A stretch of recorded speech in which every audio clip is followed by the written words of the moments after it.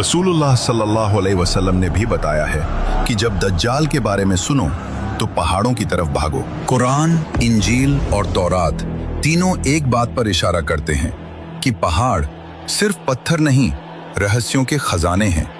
कुरान कहता है, अल्लाह ने पहाड़ों को जमीन में गाड़ दिया ताकि धरती हिल न जाए। तौरात में जब मूसा अलैहिस्सलाम को अल्लाह से बात करनी थी तो वो माउंट साइनाई पर गए। इंजील में ईसा अलैहिस्सलाम अक्सर पहाड़ों पर जाकर दुआ करते थे और इस्लाम में prophet Muhammad peace be upon him पर पहली वही गारे हिरा पहाड़ में उतरी। अब एक पल रुककर सोचो, क्यों हर बड़ी मुलाकात, हर रहस्य, हर डिवाइन कनेक्शन पहाड़ों से जुड़ा हुआ है? और कहानी यहीं खत्म नहीं होती।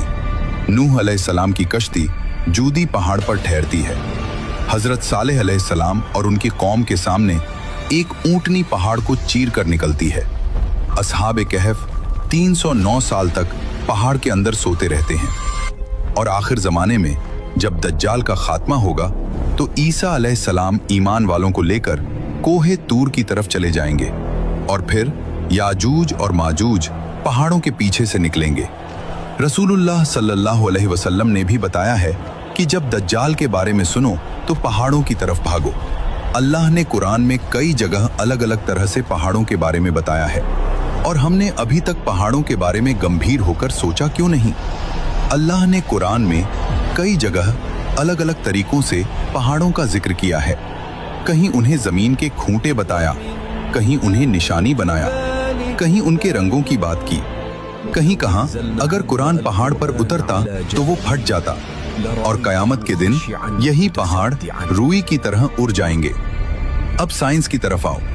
साइंस कहती है ऊंचाई पर ग्रेविटी थोड़ी बदलती है, टाइम का फ्लो भी हल्का सा अलग महसूस होता है और कुछ थ्योरीज कहती हैं कि एक्सट्रीम जगहों पर स्पेस टाइम बेंड हो सकता है। फिजिक्स में इसे कहते हैं वर्म होल, एक ऐसा रास्ता जो दो अलग जगहों या शायद दो अलग दुनियाओं को जोड़ता है। कुछ एक्सपेरिमेंट्स जैसे सर्न ये समझने की कोशिश कर रहे हैं कि क्या ऐसे पोर्टल्स पॉसिबल हैं। तो सोचो, जहां नबी गए, जहां वही उतरी, जहां से अजूबे निकले, जहां से आखिरी फितने निकलेंगे, क्या वो जगह सिर्फ एक पहाड़ है या फिर वो एक हिडन गेटवे है दो दुनियाओं के बीच? और सच ये है, हमने पहाड़ों को सिर्फ पत्थर समझ लिया है, लेकिन पहाड़ों में बहुत कुछ छुपा हुआ है। इसलिए अब वक्त आ गया है कि हम पहाड़ों को सिर्फ देखें नहीं, बल्कि उन्हें एक्सप्लोर करें।